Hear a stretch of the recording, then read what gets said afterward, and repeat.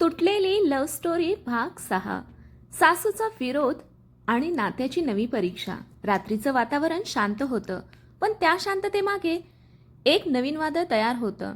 सानिका आणि रोहन एकमेकांच्या जवळ आले होते. भूतकाळाच्या राखेतून त्यांनी वर्तमान उभं करायचं ठरवलं होतं. पण वरच्या मजल्यावर उभी असलेली रोहनची आई मधुराताई हे सगळं पाहत होती. तिच्या चेहऱ्यावर स्पष्ट नाराजी होती. सकाळी घरात सगळे नाश्त्यासाठी बसले होते. सानिका प्रेमाने सगळ्यांना वाढत होती. रोहन हसत तिच्याकडे पाहत होता. तेवढ्यात मधुरताईंचा आवाज आला, "सानिका, पोहे थंड झालेत." सानिका लगेच म्हणाली, "सॉरी आई, मी गरम करून आणते." "आई?" मधुराताईंनी भुवया उंचावल्या. "मला इतक्या लवकर आई म्हणायची गरज नाही." घरात अचानक शांतता पसरली. रोहनने आईकडे पाहिलं. "आई, काय बोलतेस?" त्या थंड आवाजात म्हणाल्या. "मी फक्त सत्य बोलते." सानिकाच्या डोळ्यात पाणी आलं. रोहनने विषय बदलण्याचा प्रयत्न केला. "सानिका, तू बस, मी घेतो." पण मधुराताईंना तेही आवडलं नाही. लग्नानंतर पुरुष बायकोच्या मागे फिरत बसतात, म्हणूनच घरं बिघडतात. रोहनचा संयम तुटत होता. "आई, इनफ." सगळे थबकले. रोहनने पहिल्यांदाच आईवर आवाज चढवला होता. मधुराताई उठल्या. "आजकालच्या मुलांना आईपेक्षा बायको जास्त प्रिय असते." हे बोलून त्या निघून गेल्या. सानिका अपराधीपणाने भरली. "रोहन, माझ्यामुळे." तो शांतपणे म्हणाला. "तुझ्यामुळे नाही, तिच्या मनात आधीपासूनच गैरसमज आहेत." पण सानिकाच्या मनात नवीन भीती निर्माण झाली. दुसऱ्या बाजूला अनिकेत आणि काव्या आता एकमेकांच्या अधिक जवळ येत होते. ऑफिस सुटल्यानंतर दोघं कॅफेमध्ये बसले होते. काव्या म्हणाली, "तुझ्या चेहऱ्यावर आता दुःख कमी दिसतं." अनिकेत हसला, "कारण तू आहेस." काव्या थोडी लाजली. "मग एक कबुली दे." "काय?" "तुला माझ्यावर प्रेम होऊ लागलंय." अनिकेत हसला. "होऊ लागलंय की झालंय हे अजून समजतोय." दोघं हसू लागले. दुसऱ्या बाजूला रात्री सानिका किचनमध्ये एकटी काम करत होती. तेवढ्यात मधुराताई आत आल्या. त्यांनी थंड नजरेने सानिकाकडे पाहिलं. "एक गोष्ट स्पष्ट ऐक." सानिका घाबरली. "हो आई." "माझ्या मुलाचं आयुष्य आधीच खूप शांत होतं." पण त्या पुढे म्हणाल्या, "तू आल्यानंतर घरात फक्त समस्या सुरू झाल्या." सानिकाच्या डोळ्यात अश्रू आले. "मी प्रयत्न करते सगळं नीट करण्याचा." "प्रयत्न?" त्या कटू हसल्या. "जिच्या मनात दुसऱ्याचं नाव होतं ती माझ्या मुलाला सुख देईल?" सानिका पूर्ण हादरली. "तुम्हाला हे सगळं माहीत आहे?" मधुराताई म्हणाल्या, "आईला सगळं कळतं." सानिका मागे सरकली. तिला वाटलं होतं भूतकाळ संपला, पण तो पुन्हा तिच्यासमोर उभा होता. मधुराताई शेवटी म्हणाल्या, "एक दिवस माझा मुलगा तुझ्यामुळे रडला तर मी तुला या घरात राहू देणार नाही." त्या निघून गेल्या. सानिका एकटीच तिथे उभी होती. तिचे हात थरथरत होते. रोहनने तिला दुरून पाहिलं. तो जवळ आला. "काय झालं?" सानिकाने डोळे पुसले. "काही नाही." पण यावेळी तिने पुन्हा एकदा सत्य लपवलं होतं. सानिका रोहनला आईबद्दल सत्य सांगेल का? मधुराताई नातं तोडण्यासाठी पुढचा डाव खेळतील का? आणि काव्या अनिकेतला प्रेमाची कबुली देणार का? अपमानाचे अश्रू आणि प्रेमाची पहिली खरी कबुली. घरात सगळं नेहमीसारखं दिसत होतं, पण सानिकाच्या मनात वादळ उसळलं होतं. मधुराताईंचे शब्द अजूनही तिच्या कानात घुमत होते. "जिच्या मनात दुसऱ्यांचं नाव होतं ती माझ्या मुलाला सुख देईल?" सानिका रूममध्ये आली. दरवाजा बंद केला आणि बेडवर बसताच तिचा बांध फुटला. ती जोरात रडू लागली. "मी किती प्रयत्न करते तरी माझा भूतकाळ माझा पाठलाग का करतोय?" तिचे हात थरथरत होते. डोळे सुजले होते. तेवढ्यात दरवाजा उघडला. रोहन आत आला. त्याने सानिकाला रडताना पाहिलं. "सानिका." तो घाबरून तिच्याजवळ बसला. "काय झालं? कोणी काही बोललं का?" ती पटकन डोळे पुसत म्हणाली, "नाही, काही नाही." रोहनने तिचा हात धरला. "माझ्याकडे बघ." ती नजर वर करू शकत नव्हती. "तू पुन्हा खोटं बोलतेस." त्याचा आवाज रागाचा नव्हता, तो वेदनेचा होता. सानिकाचे अश्रू पुन्हा वाहू लागले. "मला तुला त्रास द्यायचा नाही." "मग सत्य लपून त्रास कमी होतो का?" ती शांत झाली. काही क्षणांनी थरथरत्या आवाजात म्हणाली, "आईंनी मला खूप काही बोललं." रोहन स्तब्ध झाला. "काय बोलली?" सानिका थांबली. "त्यांना वाटतं मी तुला कधीच सुख देऊ शकणार नाही." रोहनच्या चेहऱ्यावर राग उमटला. "आणि तू हे एकटी सहन करत होतीस?" ती रडत म्हणाली, "त्या तुझी आई आहेत. मी तुझ्यात फूट पाडू इच्छित नाही." हे ऐकून रोहन काही क्षण निशब्द झाला. त्याने तिचे अश्रू पुसले. "तू अजूनही या घराला स्वतःचं मानतीयस, म्हणूनच सहन करतेस." सानिका त्याच्याकडे पाहत राहिली. "आणि मी मी नवरा म्हणून कुठे उभा आहे?" त्याच्या आवाजात वेदना होती. "मला तुझ्या बाजूला उभं राहू दे." सानिकाच्या डोळ्यात पुन्हा पाणी आलं. पहिल्यांदाच तिला जाणवलं रोहन फक्त तिचा नवरा नव्हता, तो तिचा आधार होता. दुसऱ्या बाजूला अनिकेत आणि काव्या ऑफिसनंतर एका छोट्या मंदिराजवळ भेटले. पावसाच्या हलक्या सरी पडत होत्या. काव्या छत्री धरून उभी होती. आज तुला खास ठिकाणी आणलं. अनिकेत हसला. मंदिरात? हो, कारण इथे लोक मनापासून मागतात. दोघं मंदिराच्या पायऱ्यांवर बसले. काव्या अचानक शांत झाली. अनिकेत, हां, मी तुला काही विचारू? विचार. ती त्याच्या डोळ्यात पाहत म्हणाली, जर तुझ्या आयुष्यात मी आधी आले असते तर तू माझ्यावर प्रेम केलं असतंस का? अनिकेत थबकला. त्याने काही क्षण विचार केला. काव्या, तू उशिरा आली नाहीस. ती आश्चर्याने त्याच्याकडे पाहू लागली. तू त्यावेळी आलीस जेव्हा मी पूर्णपणे तुटलो होतो. तो पुढे म्हणाला, आणि तू मला पुन्हा उभं केलंस. काव्याच्या डोळ्यात अश्रू आले. म्हणजे? अनिकेत हलकसं हसला. म्हणजे मला तुझ्यावर प्रेम व्हायला लागलंय. काव्या स्तब्ध झाली. क्षणभर ती काही बोलू शकली नाही आणि मग अचानक ती आनंदाने रडू लागली. मी किती दिवसांपासून हे ऐकायची वाट पाहत होते. अनिकेतने तिचा हात हलकेच धरला. पहिल्यांदाच त्याच्या आयुष्यातलं प्रेम वेदनेऐवजी शांतता घेऊन आलं होतं. दुसऱ्या बाजूला घरात रोहन थेट आईच्या रूममध्ये गेला. मधुराताई पुस्तक वाचत बसल्या होत्या. आई, बोलायचं आहे. त्या वर पाहत म्हणाल्या, बोल. रोहनचा आवाज ठाम होता. आजपासून सानिकाला कोणी दुखावणार नाही. त्या भडकल्या. म्हणजे मी दुखावते? हो. मधुराताई स्तब्ध झाल्या. ती माझी पत्नी आहे. तिचा भूतकाळ मला माहीत आहे. तरी मी तिला स्वीकारलं. तो पुढे म्हणाला, मग तू कोण आहेस रोज तिला शिक्षा देणारी? मधुराताईंच्या डोळ्यात राग भरला. मी तुझी आई आहे आणि ती माझं आयुष्य आहे. घरात पूर्ण शांतता पसरली. मधुराताईंना पहिल्यांदाच जाणवलं त्यांचा मुलगा आता बदलला होता. तो नवऱ्याच्या नात्याने उभा राहिला होता. रोहन बाहेर निघून गेला. मधुराताई खुर्चीत बसल्या.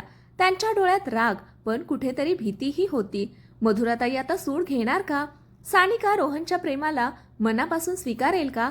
आणि अनिकेत काव्या नात्याला कोणाची नजर लागणार? प्रेमाची जाणीव आणि सुडाची सुरुवात.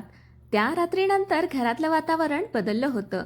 रोहनने पहिल्यांदाच आईसमोर सानिकासाठी ठामपणे उभं राहिलं होतं आणि सानिकाच्या मनात पहिल्यांदाच रोहनबद्दल काहीतरी खोलवर हल्लं होतं. सकाळी सानिका उठली तेव्हा रोहन अजून झोपलेला होता. त्याच्या चेहऱ्याकडे पाहताना तिच्या मनात विचार आला, हा माणूस माझ्यासाठी इतका लढतोय आणि मी याला अजूनही पूर्णपणे मन दिलेलं नाही. ती शांतपणे त्याच्या जवळ बसली. हलकेच त्याच्या कपाळावर पडलेले केस बाजूला केले. रोहन जागा झाला. त्याने डोळे उघडताच सानिकाला इतक्या जवळ पाहिलं. आज सूर्य पश्चिमेला उगवला का? सानिका लाजली. खूप बोलू नको. रोहन उठून बसला. मग सांग, एवढ्या प्रेमानं का बघत होतीस?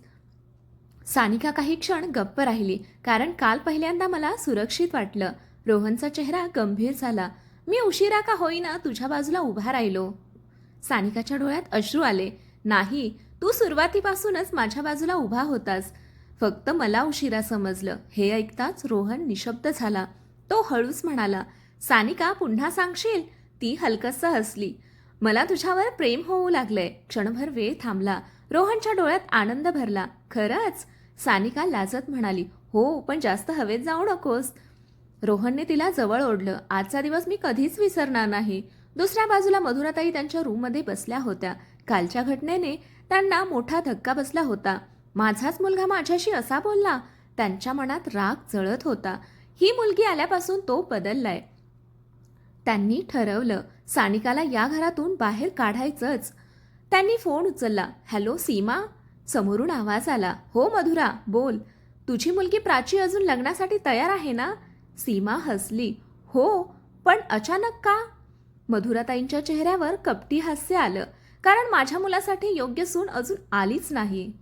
दुसऱ्या बाजूला अनिकेत आणि काव्या आता एकमेकांच्या अधिक जवळ आले होते. दोघं पार्कमध्ये फिरत होते. काव्या म्हणाली, तुला माहितीये, तू आता खूप क्यूट वाटतोस. अनिकेत हसला. आधी नव्हतो. आधी तू दुःखी हिरो होतास आणि आता माझा हिरो आहेस. अनिकेत हलकसं हसला. तो थांबला. तिचा हात हातात घेतला. काव्या, हां, माझ्या आयुष्यात पुन्हा रंग भरल्याबद्दल थँक्यू. काव्याच्या डोळ्यात चमक आली. मग कायमचे भरू दे. दोघं एकमेकांकडे पाहून हसू लागले. दुसऱ्या बाजूला संध्याकाळी सानिका किचनमध्ये काम करत होती. मधुराताई आत आल्या.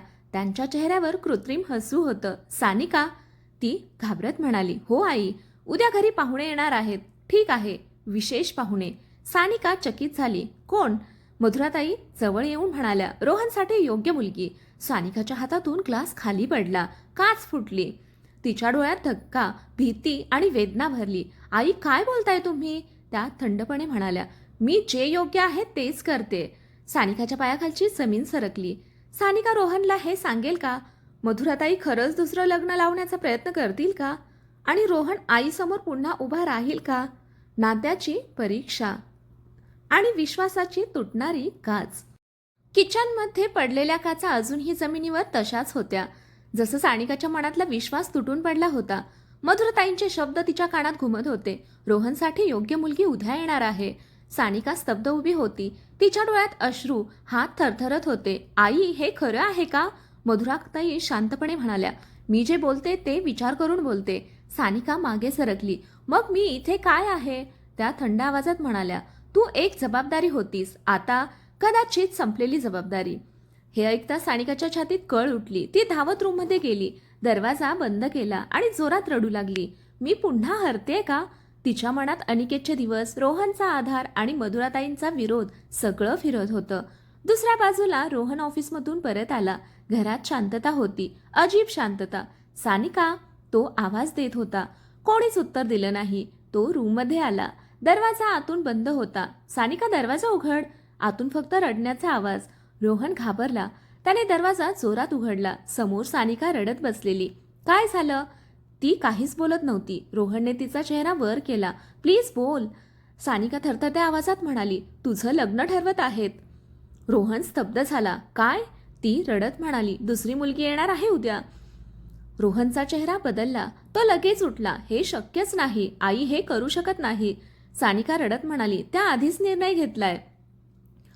रोहनचा राग वाढत होता. तो थेट आईच्या रूममध्ये गेला. मधुराताई शांत बसल्या होत्या. आई, त्याचा आवाज घर हादरवून गेला. हे काय चाललंय? त्या शांतपणे म्हणाल्या. मी तुझं भलं पाहते. रोहनचा राग उसळला. माझं भलं म्हणजे माझं आयुष्य तोडणं? मधुराताई उठल्या. ती मुलगी तुला योग्य नाही. कोणी ठरवलं? मी. हे ऐकून रोहन स्तब्ध झाला. आई, तू माझं आयुष्य ठरवू शकत नाहीस. मधुराताईंच्या डोळ्यात राग भरला. मी आई आहे तुझी. रोहन ठामपणे म्हणाला. आणि ती माझं आयुष्य आहे. घरात पुन्हा शांतता. मधुराताई थोड्या मागे सरकल्या. तू तुझ्या बायकोसाठी आईला विरोध करतोयस? रोहन शांतपणे म्हणाला. हो. सानिका दरवाजाजवळ उभी होती. तिने सगळं ऐकलं होतं. तिच्या डोळ्यात पाणी आलं. रोहन, थांब. तो तिच्याकडे वळला. नाही सानिका. तो तिचा हात धरतो. आज मी ठरवलंय. तो आईकडे पाहतोय. हा माझा निर्णय आहे आणि तो बदलणार नाही. मधुराताई स्तब्ध. पहिल्यांदाच त्यांच्या डोळ्यात भीती दिसली. दुसऱ्या बाजूला काव्या अनिकेतला फोन करते. आज तुला भेटायचं आहे. अनिकेत, काय झालं? फक्त ये. संध्याकाळी दोघं समुद्रकिनारी भेटतात. काव्या शांत होती. अनिकेत, हां, मी इथे थांबणार नाही. अनिकेत थबकला. काय म्हणतेस? ती हसली. माझं काम इथे संपलंय. अनिकेतच्या डोळ्यात पाणी आलं. तू जात आहेस? हो, पण एक गोष्ट घेऊन जाते. काय? तुझं खरं हसू. अनिकेत शांत झाला. काव्या पुढे म्हणाली. मी तुला सानिकासाठी तयार केलं. अनिकेत स्तब्ध. आणि आता तू तयार आहेस. ती त्याच्या हातावर हलके स्टॅप करते. जा, आता तुझं प्रेम पूर्ण कर. पुढील भागात सानिका आणि रोहनचं नातं वाचेल का? मधुराताईंचा पुढचा डाव काय असेल? आणि अनिकेत पुन्हा सानिकाच्या आयुष्यात परत येईल का? हे बघू पुढच्या भागामध्ये. कथा आवडली असेल तर कथेला लाईक करा, शेअर करा, कमेंट करा आणि आपल्या चॅनेलला सबस्क्राईब करा. कथा वाचल्याबद्दल, ऐकल्याबद्दल धन्यवाद.